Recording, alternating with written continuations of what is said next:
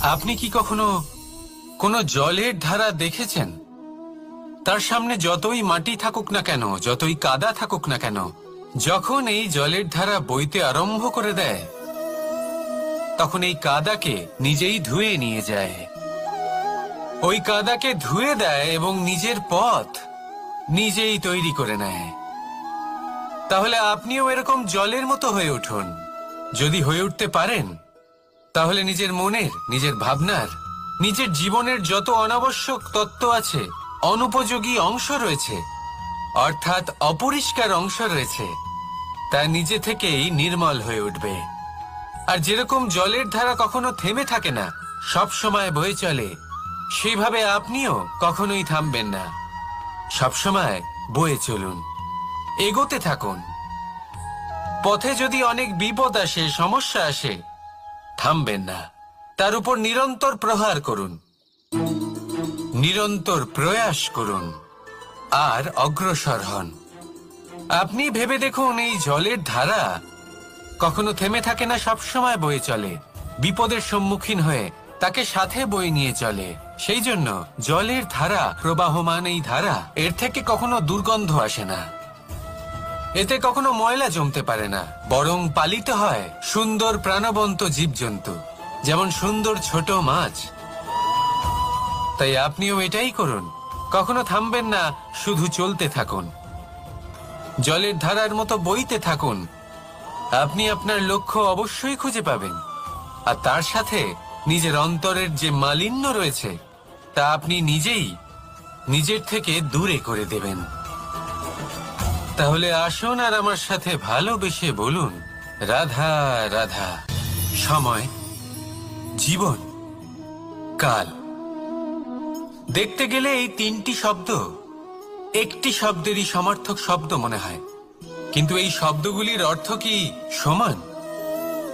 কখনোই নয়। হ্যাঁ, এই সময় চলতে থাকে, জীবন চলতে থাকে, কালচক্র চলতে থাকে। এই সময় কেটে যায়, কিন্তু এই জীবন, একে যাপন করতে হয়। কি বলেন? এই জীবনে কিছু করুন বা কিছু না করুন, জীবন এমনি কেটে যাবে, আপনি জানতেও পারবেন না। কিন্তু সেটা আমাদের উদ্দেশ্য নয়, একে যাপন করতে হবে। এই জীবনে প্রেরণা পেতে শিখুন, প্রেরণা দিতে শিখুন, আহ্বান গ্রহণ করতে শিখুন, আহ্বান জানাতে শিখুন, মহান কাজ করতে শিখুন, ধন্যাত্মক বোধ জাগিয়ে তুলুন। জীবন অতিবাহিত করার অর্থ কি, তা আপনি শিখে যাবেন। কারণ সময় কেটে যায়, সমস্ত যুগ কেটে যায়, কিন্তু জীবনের রীতি জীবন কাটিয়ে দেওয়া নয়, জীবন যাপন করা। এই জীবন সম্পূর্ণরূপে অনুভব করতে হবে, নতুন পথ বানাতে হবে। এবারে যদি এই জীবন বাঁচার সময় একবার ভেবে দেখুন, যদি মনে প্রেম থাকে, সদ্ভাবনা থাকে, তাহলে কি হবে? এই জীবনকে বাঁচার অনুভূতিটাই অন্যরকম হয়ে যাবে, একটা আনন্দময় অনুভূতি লাভ করবেন। তাহলে এটাই করুন আর আমার সাথে ভালোবেসে বলুন, রাধা রাধা। এবার অনেক সময় মানুষের মনে এরকম প্রশ্ন আসে যে এই সংসারে সব থেকে বড় বিপদ কি? কেউ বলে ধর্ম সংকট, আবার কেউ বলে প্রাণের উপর আসা সংকট। প্রত্যেক মানুষের জীবনে বিভিন্ন সংকট আসে, আর এই সমস্ত সংকট অত্যন্ত বিচিত্র হতে পারে। এই সমস্ত সংসার হলো সংকট দ্বারা পরিপূর্ণ। ঠিক আছে, আপনাকে একটা উদাহরণ দিই। একজন ধনী ব্যক্তি, এবার ওনার জীবনে সংকট কি হতে পারে? সংকট এটাই যে কেউ তার সম্পত্তি চুরি না করে নেয়, আমরা বুঝতে পারছি। এবার একজন চোর, তার জীবনে সংকট কি হতে পারে? যে চুরি করার সময় সে যদি তার একটা কাশি চাপতে না পারে, তাহলে সে ধরা পড়ে যেতে পারে, ঠিক কিনা? আবার অনেক সময় এমনও হয় যে যার জন্য আমি সংকট, সেও আমার কাছে সংকট। যেমন এই পরিস্থিতিতে দেখুন, সংকট হলো সংকট, এ তো জীবনে থাকবে, কিন্তু এর সম্মুখীন কিভাবে হওয়া যায়? খুব সরল। সব এটার ওপর নির্ভর করে, মনের ওপর। এই মনকে নিয়ন্ত্রণ করলে সব ঠিক থাকবে।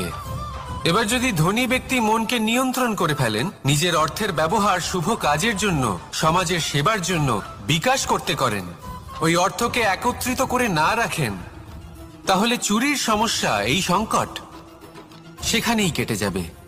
এবার যদি কথা বলি সেই চোরের, তাহলে চোর যদি নিজের মনকে সংযত করে নেয়, যদি নিজের কর্মকে নিয়ন্ত্রণ করতে পারে, তাহলে এমন কোনো স্বর নেই, এমন কোনো স্বর নেই যা ওকে ধরা পড়তে বাধ্য করবে।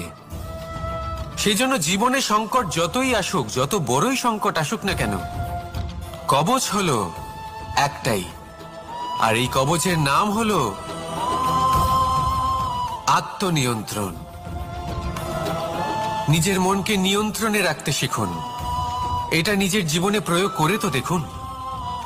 যদি আপনি করতে পারেন, তবে আপনি দেখবেন যে সংকট তো জীবনে আসা যাওয়া করে, কিন্তু সেই সংকটগুলির সম্মুখীন আপনি এইভাবে করতে পারবেন।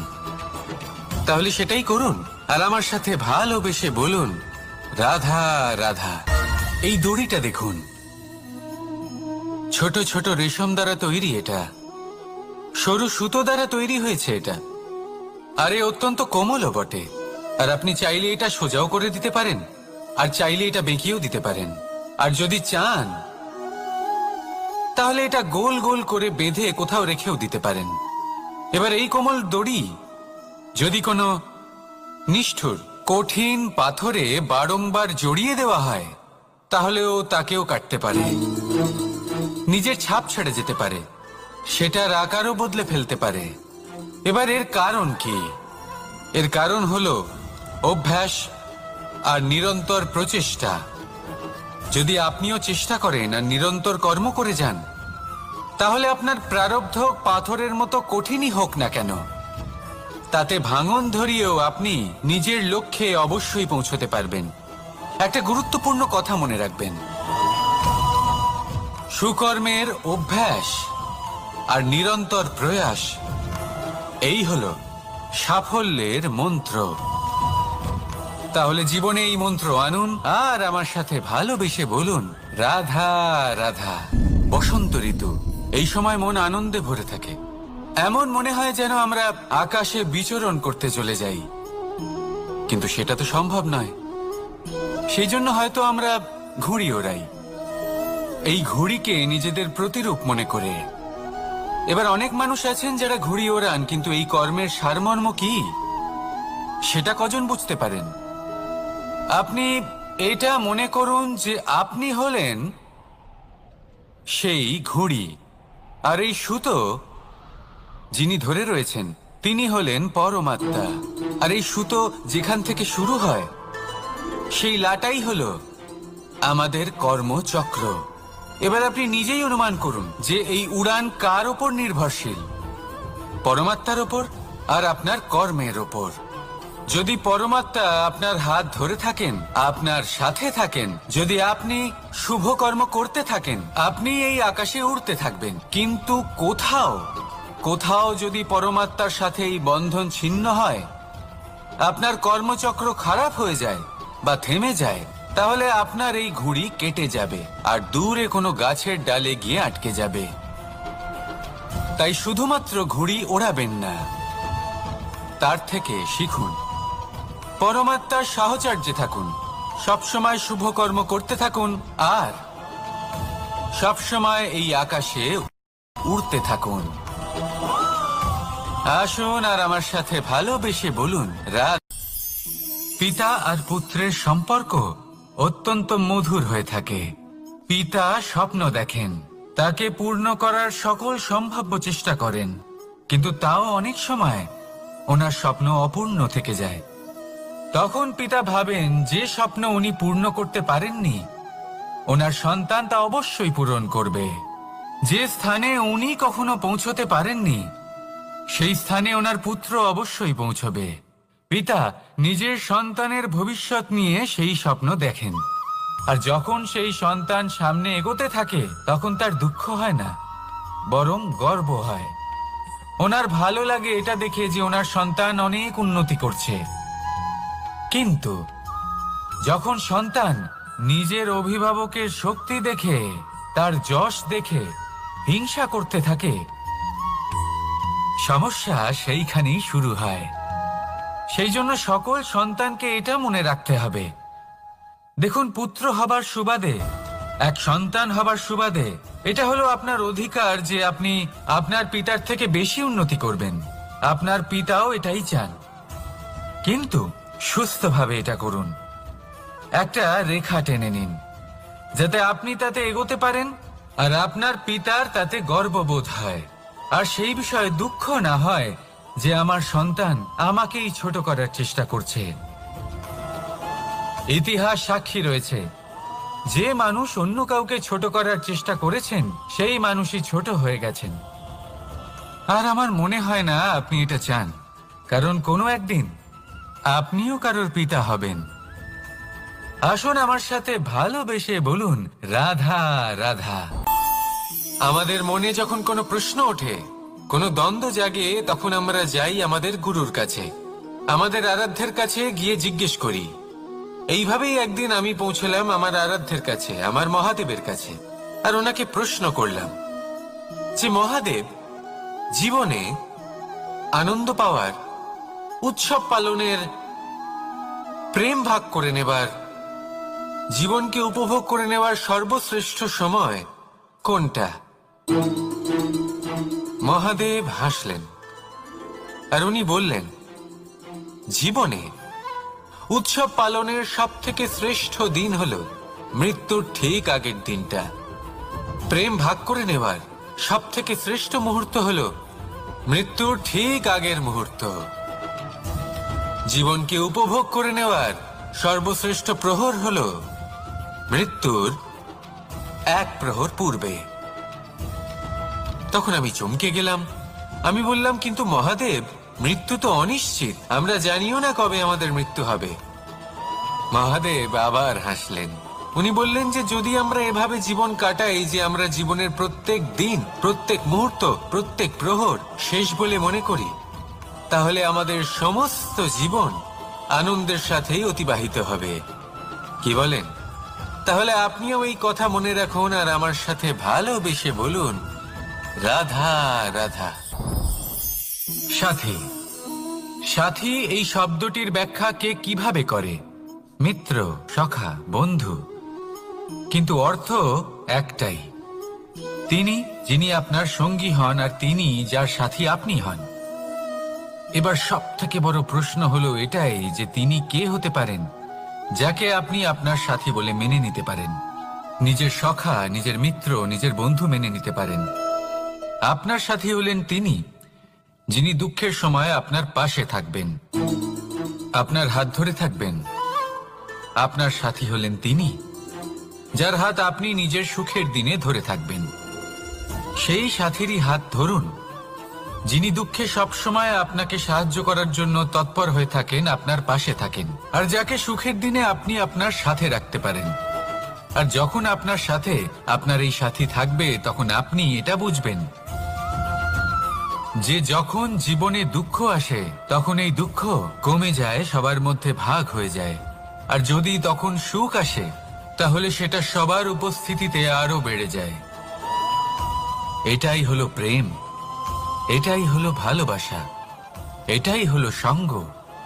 যেমন সম্পর্ক আমার আর রাধার মাঝে। তাহলে আসুন আর আমার সাথে ভালোবেসে বলুন, রাধা রাধা। জীবনে অগ্রসর হওয়ার জন্য আমাদের কাকে প্রয়োজন হয়? মাতা পিতা, বন্ধু, প্রেম, সাহায্য, অর্থ, পরিশ্রম, আশা। ভিন্ন ভিন্ন মানুষ ভিন্ন ভিন্ন বিকল্প চয়ন করে। যদি আমি আপনাকে বলি তাহলে জয় আর পরাজয়ের মন্ত্র দুটো শব্দের উপর নির্ভর করে, মেনে নেওয়া আর দৃঢ় হওয়া। যদি মেনে নেন তাহলে হেরে যাবেন, যদি দৃঢ় হন তাহলে নিশ্চিত রূপে জয়ী হবেন। যদি কখনো আপনি ক্লান্ত হয়ে ওঠেন, আপনি দুঃখী হন, পুরোপুরি ভেঙে পড়েছেন, তখন মেনে নেবেন না যে আপনি ভেঙে পড়েছেন, নয়তো হেরে যাবেন। তখন উল্টে স্থির করবেন যে যাই হয়ে যাক না কেন আমি জয়ী হবই। আর আপনি দেখবেন যে জয় নিশ্চিত রূপে আপনার কাছেই আসবে। তাহলে এই কথা মনে রাখবেন আর আমার সাথে ভালোবেসে বলবেন, রাধা রাধা। মানুষের জীবনে দুই ধরনের আবেগ থাকে যা চিরকাল তার সাথে বসবাস করে। প্রথম, স্বপ্ন। দ্বিতীয়, অজুহাত। মানুষ হাজার হাজার স্বপ্ন দেখতে পারে। আমাকে এই কাজ করতে হবে, আমাকে ওখানে ঘুরতে যেতে হবে, আমায় জীবনে এই অসম্ভব কাজ বাস্তবায়িত করে দেখাতে হবে, আদি ইত্যাদি। এবার ঠিক যেমন স্বপ্ন দেখেন সেইভাবে অজুহাতও খুঁজে নিয়ে আসেন। আমি এই স্বপ্ন পূরণ করতে পারলাম না, কারণ আমাকে কেউ সাহায্যই করলো না, কারণ আমি দুর্বল হয়ে পড়েছিলাম, কারণ আমার কাছে সময় ছিল না, আদি ইত্যাদি। এবার সাফল্য এবং অসফলতার মাঝখানে এই ধরনের সংঘর্ষ হতে থাকে। সাফল্য তখন লাভ করা সম্ভব যখন আপনার স্বপ্ন আপনার অজুহাতের থেকে অনেক বড় হয়। আর অসফলতা তখন পাবেন যখন আপনার অজুহাত আপনার স্বপ্নের থেকে অনেক বড় হয়। আপনি যদি সাফল্য লাভ করতে চান তাহলে চেষ্টা করতে থাকুন, পরিশ্রম করুন। যদি অসফল হন তাহলে ভয়ভীত হওয়ার কোনো প্রয়োজন নেই। নিজের ভুল বুঝুন, তাকে শুধরে নিন, আবার চেষ্টা করুন। কিন্তু যদি নিজের জীবনে অজুহাত নিয়ে আসেন তখন স্বপ্ন কখনো পূরণ হবে না। আসুন আমার সাথে ভালোবেসে বলুন, রাধা রাধা। এই সংসারের সব থেকে কঠোর ধাতুর মধ্যে একটি হলো লোহা। লোহা দিয়ে আমরা অনেক অস্ত্র শস্ত্র লাভ করি, অনেক বস্তুও লাভ করি। এবার এই লোহাকে কাটার জন্য, একে কোনো আকার দেওয়ার জন্য কি প্রয়োগ করতে হয়? লোহা। এবার এই কথাটা আমরা সকলেই জানি যে লোহার দ্বারাই লোহাকে কাটতে হয়। এবার এই কথা আমি আপনাকে কেন বলছি? এরপরে খুব বড় একটা প্রশ্ন আসে যা খুব বড় শিক্ষা দিয়ে যায়। এটা কেন হয় যে আমরা একটা লোহা দিয়ে একটা লোহাতে আঘাত করছি, কিন্তু যে লোহা দ্বারা আঘাত করছি তার আকার বদলাচ্ছে না, যার উপর প্রহার করছি তার আকার বদলাচ্ছে? এতে পার্থক্যটা কোথায়? পার্থক্য হলো তাপমাত্রা। দেখুন, যে লোহাকে আমরা কাটতে চাই তার তাপমাত্রা বাড়াতে হয়।